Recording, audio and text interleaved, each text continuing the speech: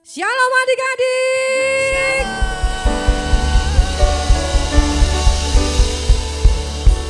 Apa kabarnya?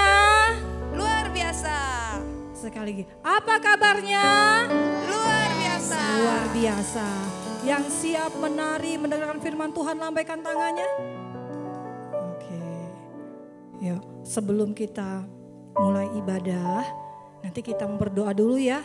Kita siapkan hati kita untuk kita masuk ke dalam hadirat Tuhan. Nanti Kak Linda yang akan memimpin kita doa. Ayo, silakan Kak Linda. Tuhan Yesus, Tuhan Yesus, hari ini kami bersungguh-sungguh datang ke hadirat-Mu Tuhan. ke hadirat Tuhan. Kami undang Kau hadir. Menjamah hati kami. Ini hati kami Tuhan. Terima kasih Tuhan Yesus. Haleluya. Amin. Amin. Kasih tepuk tangan paling meriah buat Tuhan Yesus. Yuk, kita mau mulai. Lambaikan tanganmu, kita mau katakan. Allah itu baik. Allah itu baik. Katakan Tuhan Yesus baik. Allah itu baik. Dia baik buat saya.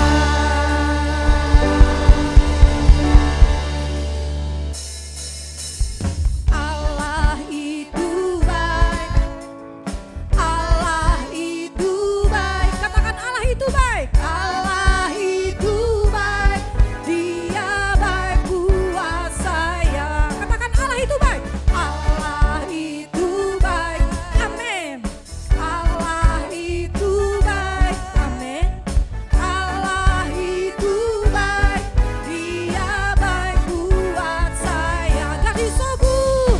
God is so good. Everybody say God is so good. Everybody sing God is so good.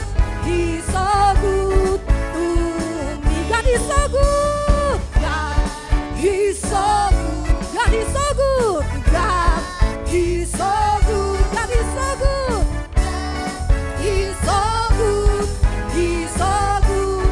God is so good. Sekali katakan God is so good. God is so good. God is so good. He's so good. God is so good. He's so good.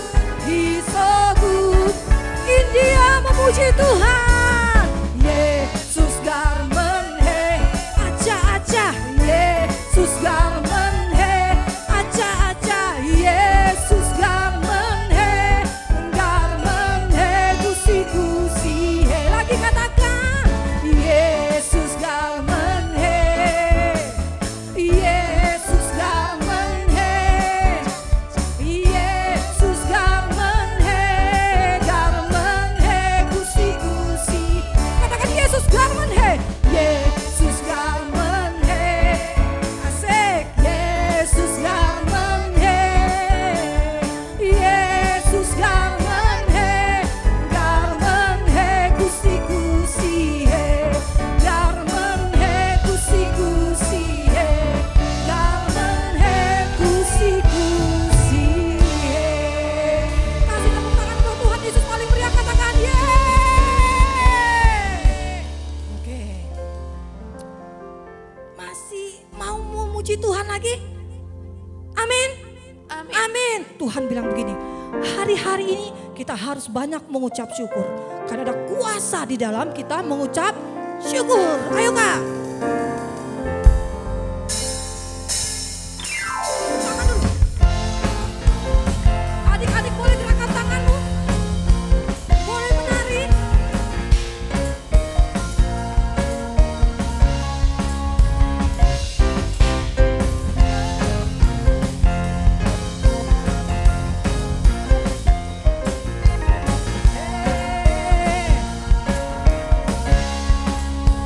Katakan ya. syukur hanya bagimu Tuhan. Amin. Sebab Kau yang layak dipuja. Kami mau bersorak, kami mau bersorak. Tinggikan namamu. Haleluya. Haleluya. Katakan soraklah haleluya. Soraklah. Katakan soraklah. Soraklah. Haleluya. Haleluya.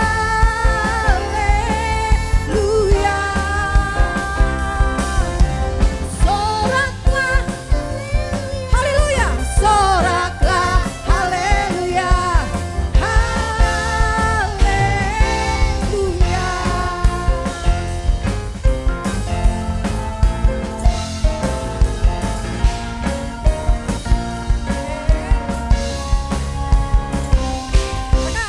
Segala puji syukur hanya bagimu Tuhan.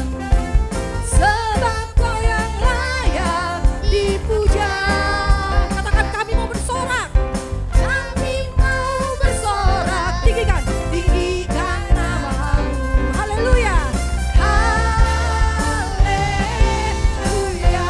Katakan soraklah haleluya. Soraklah. Soraklah. Soraklah. Haleluya. Haleluya. Soraklah haleluya. Haleluya. Soraklah. Haleluya. Haleluya. Katakan soraklah. Katakan soraklah. Haleluya. Haleluya. Katakan soraklah. Haleluya. Soraklah. Soraklah. Haleluya. Haleluya. Katakan haleluya. Haleluya. Katakan haleluya. Haleluya. Kasih tepuk tangan paling meriah buat Tuhan Yesus. Amin. Sudah capek? Udah capek Kak? Belum ya? Udah capek Kak? Belum. Wah, ada yang bilang sudah. Oke, kita minggu depan lanjutin lagi ya. Nah, sekarang kita mau siap-siap untuk mendengarkan firman Tuhan. Yang rindu mendengarkan firman Tuhan, bilang begini, yes. Amin. Yuk, kami persilakan adik-adik duduk. Kita mau bilang begini sama Tuhan Yesus, Tuhan, Engkau adalah kekasih hati kami. Tuhan adalah Raja dalam kehidupan kami. Amin. Ayo Kak, kita sama-sama nyanyi ya Kak ya.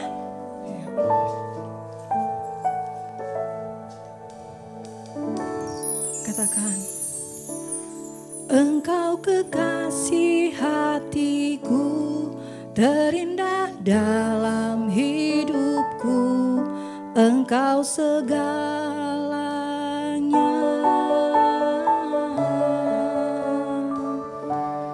Ku rindu cari wajah-Mu, takkan ku meninggalkan-Mu, Engkau segalanya.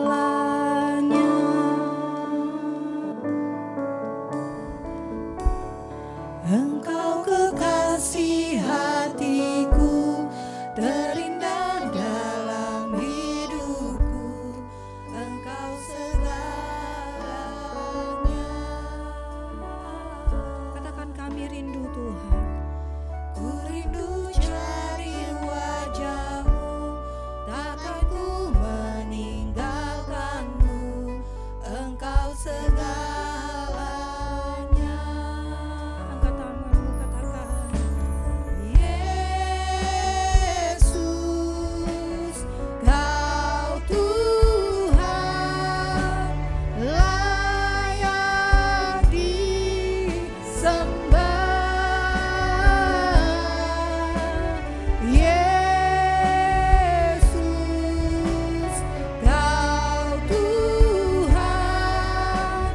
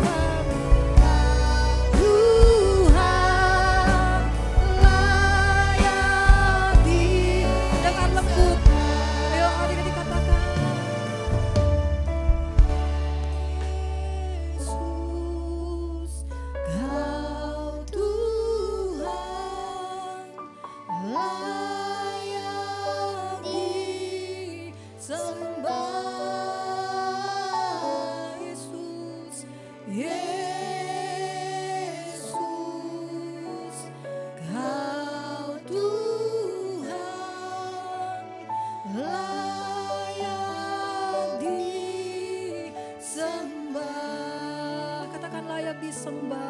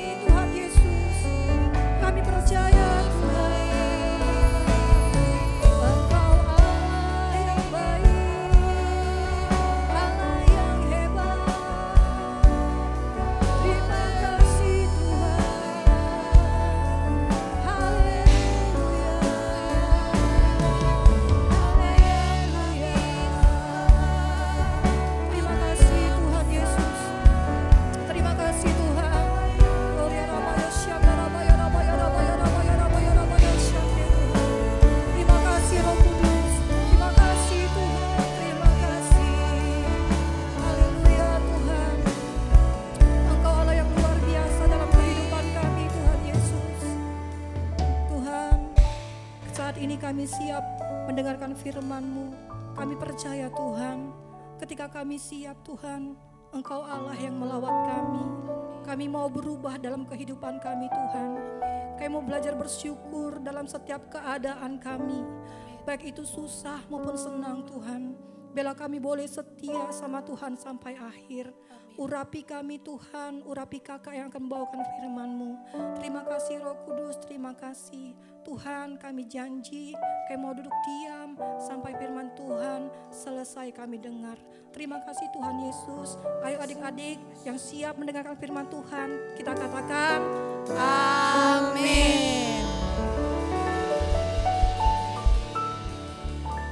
Shalom adik-adik semua, senang sekali Kak Sandi bisa ketemu lagi sama adik-adik lewat ibadah online ya. Udah lama Kak Sandi nggak bawa cerita. Nah sebelum Kak Sandi mulai cerita, Kak Sandi mau kasih himbauan atau dorongan ya, nasihat untuk adik-adik. Kita kan udah mulai ibadahnya 3 kali ya seminggu ya. Nah bagi adik-adik yang belum ibadah di gereja, yuk Kak Sandi ajak adik-adik mulai minggu depan datang ke gereja ibadahnya ya. Adik-adik bisa pilih mau ibadah yang jam 7 pagi, jam 10 atau jam 5 sore ya. Kak Sandi tunggu ya di GBI MPI ya. Nah hari ini Kak Sandi akan cerita firman Tuhan. Kak Sandi kasih judul yaitu ucapan syukur lewat perkataan kita. Nah jadi kisah ini diambil di dalam Lukas 17 ayat 11 sampai 19. Nah nanti adik-adik baca lagi ya. Setelah selesai firman ini boleh nanti malam dibaca lagi, direnungkan ya, PR ya. Nah jadi melalui firman hari ini Tuhan mau mengajar kita itu harus selalu mengucap syukur lewat perkataan kita. Nah nanti Kak Sandi akan ceritakan tentang seseorang yang hanya lewat ucapan syukur, hanya dengan berterima kasih, hidupnya itu diubahkan adik-adik. Dia menerima hidup yang kekal. Nah tapi sebelumnya kita lihat dulu ayat hafalan hari ini ya. Nah sebelumnya kita lihat ayat hafalannya dulu. Ini di dalam 1 Tesalonika 5 ayat 18. Mengucap syukurlah dalam segala hal. Sebab itulah yang dikehendaki Allah di dalam Kristus Yesus bagi kamu. Nah, artinya apa adik-adik? Mengucap syukur dalam segala hal. Mau kita dalam keadaan yang baik, keadaan yang kurang baik, kita harus belajar untuk belajar terus mengucap syukur, berterima kasih kepada Tuhan. Ya, nah hari ini Kak Sandi mau tanya sama adik-adik ya, siapa yang pernah dapat kado? Nah, itu ada gambar kado kan? Siapa yang pernah dapat kado? Pasti semuanya pernah ya, bener ya. Kak Sandi juga pernah dapat. Biasanya kita dapat kado waktu kapan? Waktu kita ulang tahun, bener? Nah, apa perasaan adik-adik waktu dikasih kado? Ayo jawab, apa perasaannya? Pasti merasa seneng sekali ya. Bahkan ya, Kak Sandi cerita sedikit dulu waktu Kak Sandi mungkin SD atau SMP, Kak Sandi lupa ya. Kak Sandi itu pernah sakit, ya pernah sakit, demam gitu ya. Nah, tiba-tiba orang tua Kak Sandi, papa Kak Sandi itu membelikan PlayStation 1. Kalau sekarang kan sudah PS5 ya, PS5. Kalau zaman dulu masih PS1. Nah, waktu dibeli PS1, Kak Sandi langsung sembuh ya, karena saking senengnya itu ya diberi kado. Nah, pertanyaannya adik-adik, waktu kita dikasih kado, apa yang harus kita katakan dengan si pemberi kado? Tentu kita harus mengucapkan terima kasih. Nah, terima kasih ini, kata terima kasih ini adalah salah satu tata krama yang diajarkan orang tua kepada anaknya. Benar nggak? Nah, hari ini sekarang Kak Sandi punya 2 orang anak. Nah, setiap kali Kak Sandi berikan mereka sesuatu, contoh Kak Sandi belikan es krim untuk anak Kak Sandi. Waktu Kak Sandi beri, nih Eren ada es krim dari papi. Waktu dia ambil, Kak Sandi akan ajarkan dia ngomong seperti ini. Harus bilang terima kasih. Kalau ada orang lain, siapapun yang memberikan barang kepada kamu harus katakan terima kasih. Harus mengucapkan terima kasih. Kata yang sangat sederhana. Nah, firman Tuhan hari ini Kak Sandi mau bahas tentang terima kasih ini. Ya, ada satu orang yang dia berterima kasih dan hidupnya diubahkan. Tapi adik-adik, ada sebagian besar orang yang lain, mereka lupa berterima kasih kepada Tuhan. Nah, semoga kita jangan menjadi orang yang seperti itu ya. Jangan menjadi orang yang lupa berterima kasih. Nah, bagaimana kisahnya? Yuk kita nonton dulu video berikut ini. Dalam perjalanannya ke Yerusalem, Yesus menyusur perbatasan Samaria dan Galilea.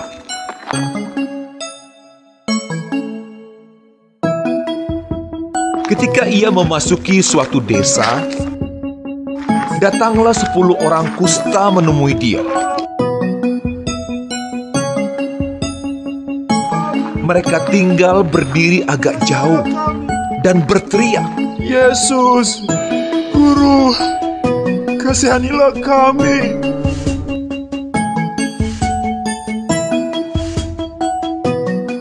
Lalu ia memandang mereka dan berkata, "Pergilah, perlihatkanlah dirimu kepada imam-imam."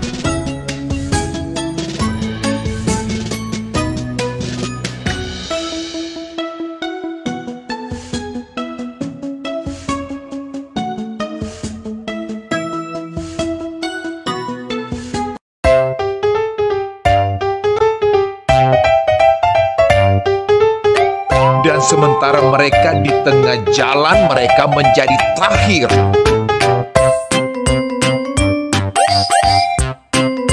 Seorang dari mereka, ketika melihat bahwa ia telah sembuh, kembali sambil memuliakan Allah dengan suara nyaring, lalu tersungkur di depan kaki Yesus dan mengucap syukur kepadanya. Orang itu adalah seorang Samaria.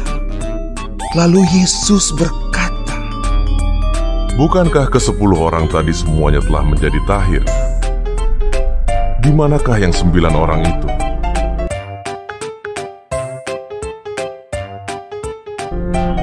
Tidak adakah di antara mereka yang kembali untuk memuliakan Allah, selain daripada orang asing ini? Lalu ia berkata kepada orang itu, berdirilah dan pergilah. Imanmu telah menyelamatkan engkau.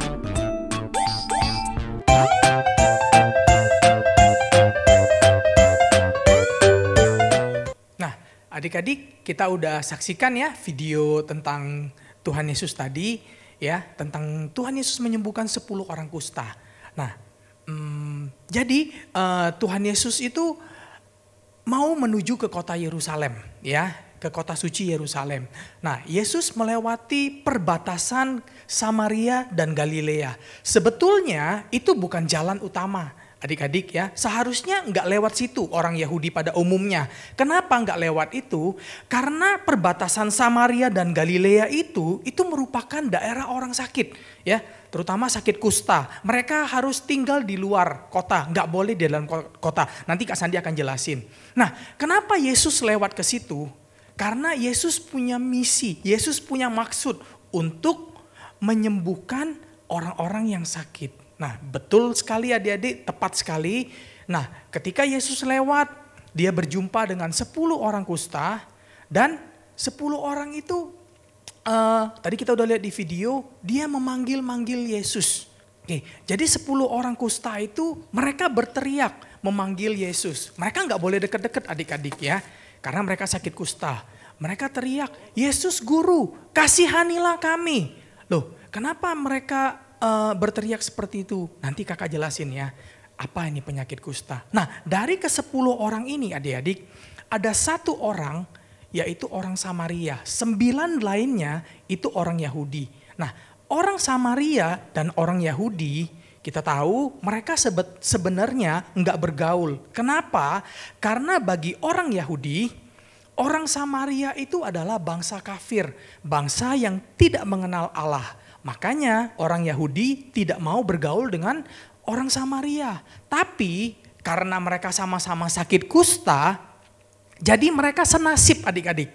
Senasib, jadilah mereka berteman. Nah, apa sih penyakit kusta itu? Kita bahas dulu penyakit kusta ya. Penyakit kusta ini apa emangnya? Nah, ini Kak Sandi kasih gambar nih. Agak sedikit ngerikan ya gambarnya ya. Nah, penyakit kusta ini adalah penyakit yang tidak bisa disembuhkan pada waktu itu. Yang kedua, penyakit kusta ini adalah penyakit yang menular. Sehingga orang yang terkena penyakit kusta, dia tidak boleh dekat dengan orang lain termasuk keluarganya.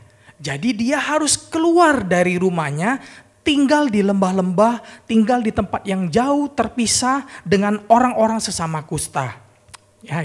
Lalu, orang yang terkena sakit kusta, dia kehilangan rasa sakit, nggak bisa rasain sakit lagi. Adik-adik lihat di gambar, itu ada tangan ya yang jari-jarinya lepas. Nah, waktu jari-jarinya lepas, mereka nggak sadar adik-adik, karena mereka nggak ngerasain sakit ya. Jarinya lepas 1 jempol, lalu nanti mungkin lepas 1 lagi kelingking, lama-lama lepas semua. Bahkan ada yang lebih ekstrim lagi, ada yang hidungnya copot adik-adik ya. Nah, itulah penyakit kusta. Itu seperti virus adik-adik. Kalau zaman sekarang mungkin ibaratnya ya kayak penyakit COVID adik-adik ya. Nah, tapi bedanya kalau COVID kita masih bisa isolasi mandiri di rumah, bener ya? Isolasi 1 minggu, 2 minggu, kita sembuh, kita boleh kumpul lagi sama keluarga kita. Tapi kalau kusta, isolasi selamanya adik-adik, gak boleh kumpul lagi sama keluarga. Nah, itulah mengapa penyakit ini adalah penyakit yang najis, dianggap najis ya bagi orang-orang Yahudi. Nah, kita akan lihat 3 dampak atau akibat ketika orang terkena penyakit kusta. Yang pertama, ya, dia tidak boleh beribadah. Jelas adik-adik, dia nggak boleh ke rumah ibadah. Kalau zaman sekarang nggak boleh ke gereja. Gereja kan rame. Nah, orang kusta nggak boleh deket sama orang banyak. Bahkan dia harus pakaiannya harus compang-camping ya. Compang-camping tuh maksudnya pakaiannya harus koyak-koyak.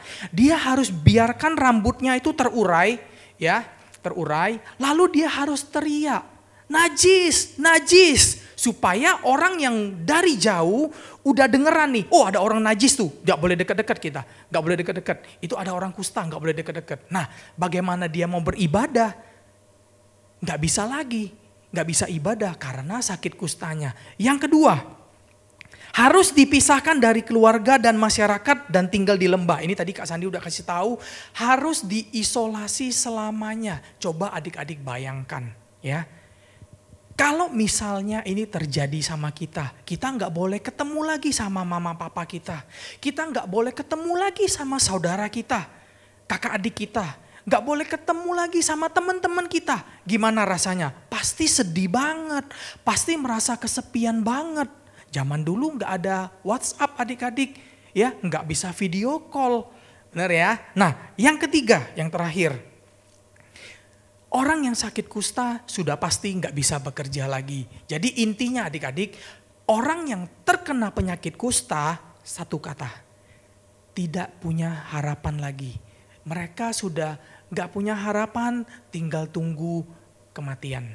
Ya, nah itulah mengapa tadi orang-orang yang waktu ketemu Tuhan Yesus, 10 orang kusta itu, mereka berteriak, Yesus Guru, kasihanilah kami. Mereka berharap, mereka percaya hanya Yesus satu-satunya yang bisa menyelamatkan mereka. Mengapa? Karena mereka dengar ada satu orang, ya, ada satu orang yang bisa menyembuhkan semua penyakit, segala jenis penyakit, banyak melakukan mukjizat, yaitu namanya Yesus. Makanya waktu Yesus lewat di depan mereka, mereka berteriak, mereka berseru dengan sungguh-sungguh. Yang tadinya hidupnya tidak ada harapan lagi, waktu ketemu Yesus, mereka jadi punya harapan lagi. Mereka berharap lagi untuk disembuhkan. Nah, pelajaran apa yang bisa kita ambil? Poin yang pertama. Ya, poin yang pertama, selalu ada pengharapan di dalam Yesus. Kak Sandi mau katakan sama adik-adik, jangan menyerah. Ketika adik-adik percaya sama Tuhan, selalu ada harapan di dalam Tuhan Yesus. Itu yang dinamakan iman. Adik-adik harus punya iman dan berharap pada Tuhan. Tuhan pasti akan tolong kita. Ibrani katakan, iman adalah dasar dari segala sesuatu yang kita harapkan dan bukti dari segala sesuatu yang tidak kita lihat. Jadi sederhananya iman itu artinya percaya sebelum melihat adik-adik. Nah, orang kusta itu, 10 orang kusta itu, walaupun mereka belum menerima kesembuhan, mereka percaya dulu. Mereka yakin dulu Tuhan Yesus bisa sembuhkan mereka. Nah, iman seperti ini sama dengan iman seorang perempuan yang menderita sakit pendarahan 12 tahun. Ya, perempuan itu pasti sudah berobat kemana-mana, udah habiskan banyak biaya, nggak sembuh-sembuh adik-adik. Tapi dia dengar ada satu orang yang bisa nyembuhin segala penyakit, yaitu Tuhan Yesus. Makanya waktu Tuhan Yesus lewat di tempat itu, dia berusaha untuk mendekati Yesus dan memberanikan diri untuk pegang jubah Yesus. Dalam hati dia ngomong kayak gini, asal aku jamah saja jubahnya, aku pasti sembuh. Dan benar adik-adik, waktu dia pegang jubah Tuhan Yesus ngomong, iman seperti perempuan ini belum pernah ditemui. Dan akhirnya perempuan itu disembuhkan karena iman percayanya. Coba berikan tepuk tangan yang meriah buat Tuhan Yesus. Ya, luar biasa. Nah, Kak Sandi mau pesan sama adik-adik. Mungkin hari ini kita adik-adik dalam keadaan yang kurang baik. Adik-adik mengalami masalah. Contohnya mungkin adik-adik lemah dalam satu pelajaran. Misalnya matematika. Adik-adik udah belajar. Tapi kok nilainya kecil terus. Nah, Kak Sandi mau kasih nasihat sama adik-adik. Jangan menyerah adik-adik. Terus belajar dan berdoa sama Tuhan. Dan Kak Sandi percaya Tuhan pasti bisa memberikan hikmat. Adik-adik pasti akan bisa menguasai pelajaran matematika dengan baik. Kak Sandi kasih contoh, kesaksian. Ya, dulu Kak Sandi waktu SMP, SMA, SMP kelas 1, 2, 3. Terus SMA kelas 1, kelas 2. Itu biasa aja adik-adik. di sekolah ya. Bahkan waktu SMP 1, Kak Sandi ini hampir nggak naik kelas. Ranking 3 dari terakhir, dari 49 murid, Kak Sandi nomor 47, ranking 47 ya. Hampir nggak naik kelas ya. Jadi bisa dikatakan, wah jelek sekali lah nilai Kak Sandi ya, jelek. Tapi waktu naik SMA kelas 1, 2 masih biasa. Nah menjelang SMA kelas 3, Kak Sandi mulai lebih sungguh-sungguh lagi belajar. Akhirnya Kak Sandi bisa ranking 5. Walaupun gak ranking 1 ya, cuma ranking 5. Tapi itu sudah prestasi yang sangat membanggakan bagi Kak Sandi. Bayangi dari yang hampir gak naik kelas, nilainya ancur-ancuran, tapi bisa masuk 5 besar. Itu udah wow banget bagi Kak Sandi. Nah artinya apa? Selama adik-adik berusaha, selama adik-adik percaya, terus tekun, Tuhan pasti akan bantu adik-adik ya. Dan satu lagi, mungkin adik-adik ada di antara kalian yang kehilangan orang tua pada masa pandemi ini. Papa mama mungkin dipanggil oleh Tuhan. Mungkin adik-adik berkata, Kak, kayaknya aku takut Kak, pikirin masa depan aku. Apakah aku bisa nanti jadi orang yang berhasil? Gimana masa depan aku Kak? Aku gak punya orang tua lagi. Kak Sandi mau ingetin melalui firman hari ini.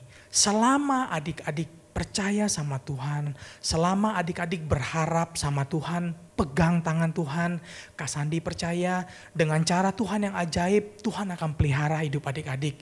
Dia akan membuat adik-adik jadi orang yang berhasil, akan memberikan adik-adik masa depan yang penuh harapan. Amin. Amin, Kak Sandi percaya itu ya, adik-adik yakin. Nah lanjut, selanjutnya adik-adik kita lanjut ya. Nah Tuhan memberi perintah kepada orang-orang kusta ini, 10 orang kusta ini. Tuhan gak langsung sembuhin ya, Tuhan kasih perintah, pergilah, perlihatkanlah dirimu kepada imam-imam. Nah ini posisinya mereka belum sembuh ya adik-adik ya, lalu mereka pergi adik-adik. Nah di tengah jalan waktu mereka pergi, nih tiba-tiba lihat adik-adik apa yang terjadi.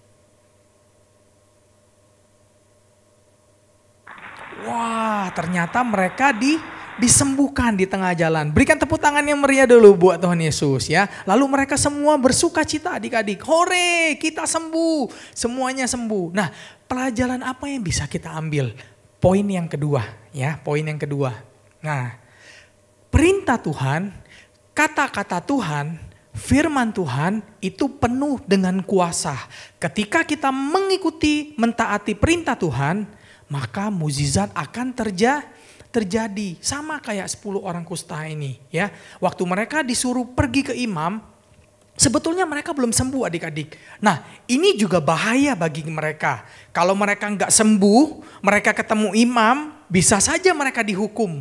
Benar ya? Kan orang kusta nggak boleh dekat sama orang yang sehat yang lainnya, benar ya?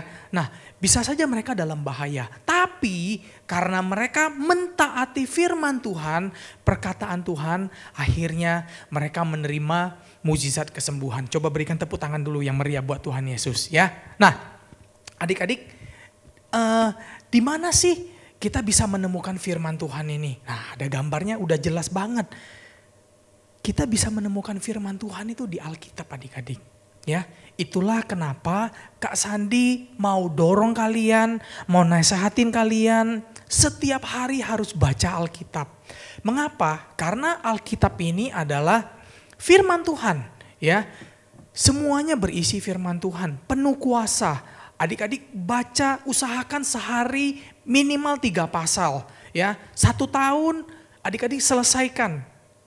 Baca Alkitab ini dari Kejadian sampai Wahyu. Kalau adik-adik sehari baca 10 pasal, itu 3 bulan adik-adik selesai. Kalau adik-adik baca 5 pasal sehari, itu kurang lebih 6 bulan. Jadi 1 tahun adik-adik bisa 2 kali tamat Alkitab. Ya, isi hidup kalian dengan firman Tuhan. Ya, Kak Sandi mau dorong kalian supaya kalian menjadi anak-anak yang penuh kuasa, penuh firman. Amin. Nah, selanjutnya lagi. Oke, Kak Sandi next ya. Selanjutnya, nah dari ke-10 orang yang sembuh ya, hanya ada 1 orang yang teringat sama Tuhan Yesus ya. Lalu 1 orang ini balik badan, yang 9-nya pergi menemui imam, yang 1 ini dia balik badan, dia berlari dengan sekencang-kencangnya, sekuat-kuatnya dia mau ketemu dengan Tuhan Yesus. Nah, waktu dia ketemu dengan Tuhan Yesus, dia langsung tersungkur kata Alkitab, dia sujud, dia mengucap syukur, dia berterima kasih.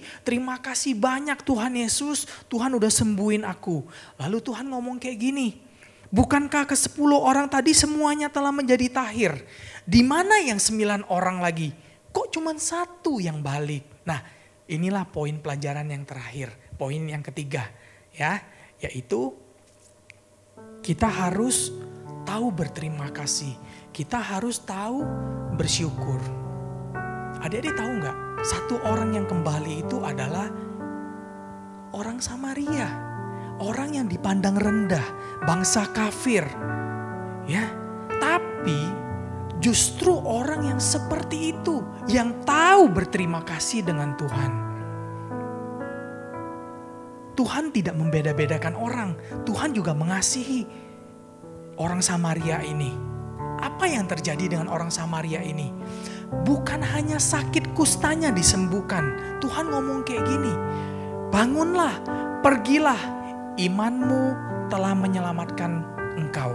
Artinya dia memperoleh hidup yang kekal. Coba berikan tepuk tangan yang meriah buat Tuhan Yesus. Nah, adik-adik, jadi kita ini harus tahu berterima kasih. Kita harus bersyukur. Tuhan Yesus itu senang banget loh dengan orang yang tahu berterima kasih, dengan orang yang suka bersyukur. Adik-adik, pernah nggak adik-adik merasa takut, pernah mengalami sakit nggak? Pasti pernah ya. Waktu kita mengalami sakit, dengan siapa adik-adik berdoa? Pasti dengan Tuhan Yesus, bener ya? Nah, waktu Tuhan Yesus udah sembuhin kita, apakah kita ingat untuk berterima kasih dengan Tuhan? Coba adik-adik bayangkan, waktu adik-adik bangun pagi, mau pergi ke sekolah, misalnya naik mobil. Mungkin adik-adik mengeluh. Waduh, setiap hari sekolah lagi. Adik-adik tahu nggak? Mungkin di perempatan jalan ada anak-anak yang hidupnya kurang beruntung. Mereka nggak bisa sekolah. Mereka lihat adik-adik di dalam mobil, mereka cuma bisa lihat dari luar. Mereka ingin juga pakai baju seragam sekolah. Mereka juga pengen duduk di dalam mobil yang ada AC-nya. Tapi mereka nggak bisa. Kalau hari ini adik-adik masih bisa sekolah, itu karena kebaikan Tuhan. Lalu berikutnya, pernah nggak adik-adik hitung berapa kali adik-adik bernafas setiap hari? Adik-adik bisa menghirup udara ya, oksigen. Gratis semuanya Tuhan beri. Itu juga kebaikan Tuhan. Kalau adik-adik ke rumah sakit, adik-adik mungkin akan ketemu, adik-adik akan lihat dengan orang-orang yang untuk nafas saja mereka harus pakai alat. Dan mereka harus bayar dengan sangat mahal. Tapi kita bisa menikmati itu semua dengan gratis dari Tuhan. Sudahkah adik-adik mengucap syukur?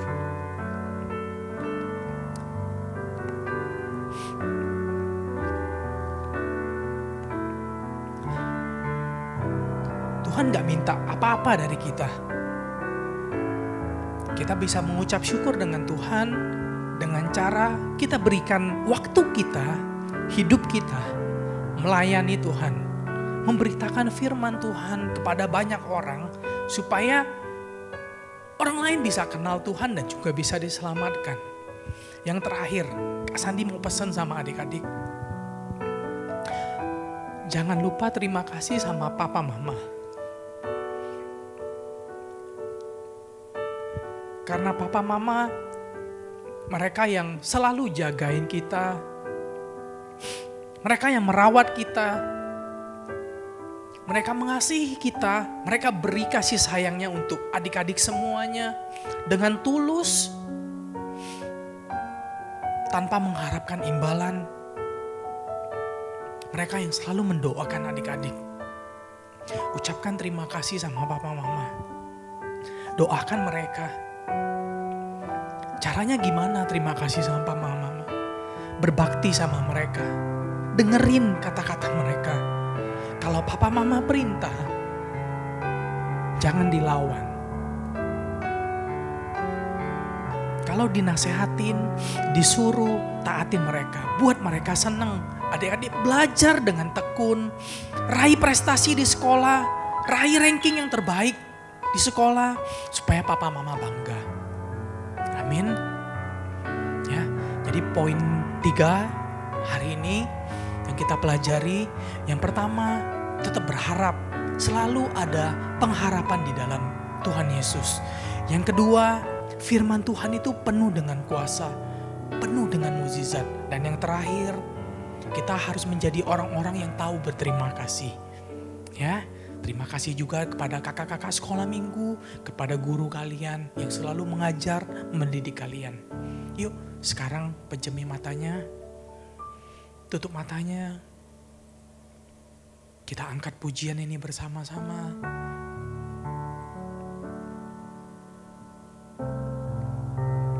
Engkau sungguh baik,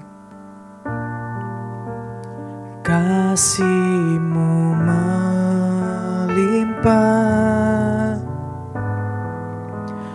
di hidupku. Mari panggil Bapa. Bapa,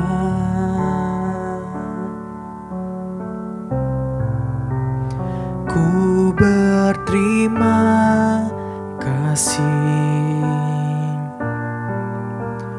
berkat-Mu hari ini yang Kau sediakan bagiku. Ku naikkan syukurku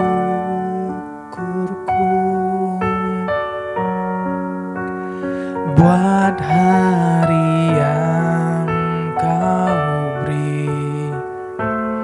Tak habis-habisnya kasih dan rahmat-Mu.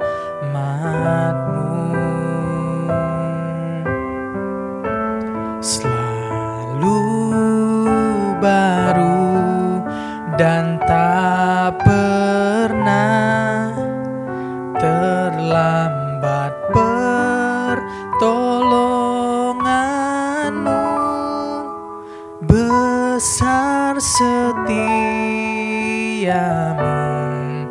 di sepanjang hidupku.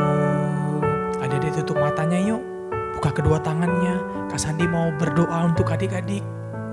Tuhan, biarlah melalui firman hari ini, ajar kami ya Tuhan. Kami punya pengharapan. Kami boleh terus berharap kepada Tuhan Yesus. Sekalipun kami dalam keadaan yang tidak baik Tuhan.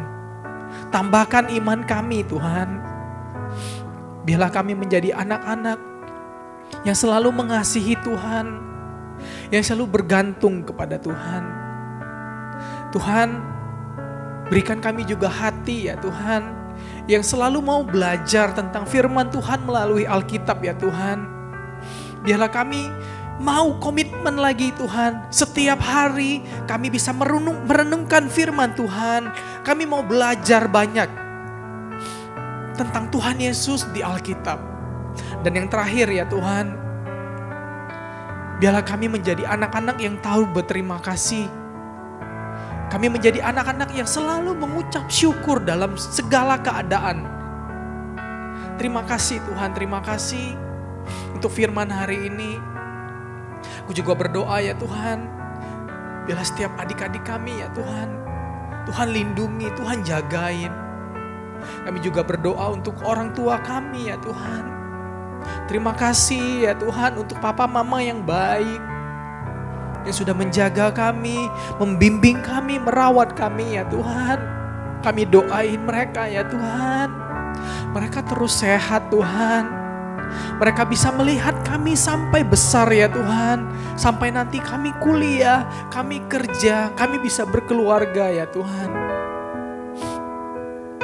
Tuhan, biarlah berikan papa mama perlindungan. Buat mereka terus akur ya Tuhan. Mereka gak bertengkar.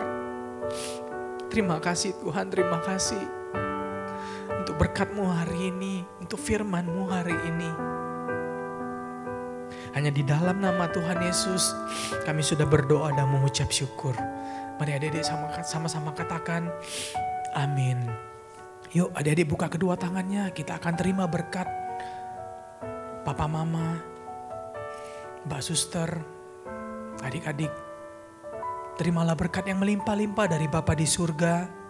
Kasih, sukacita, damai sejahtera, kesehatan, dan segala yang baik dari Tuhan akan menyertai kita melalui persekutuan kita dengan Roh Kudus yang akan menyertai kita mulai daripada siang hari ini bahkan sampai selama-lamanya.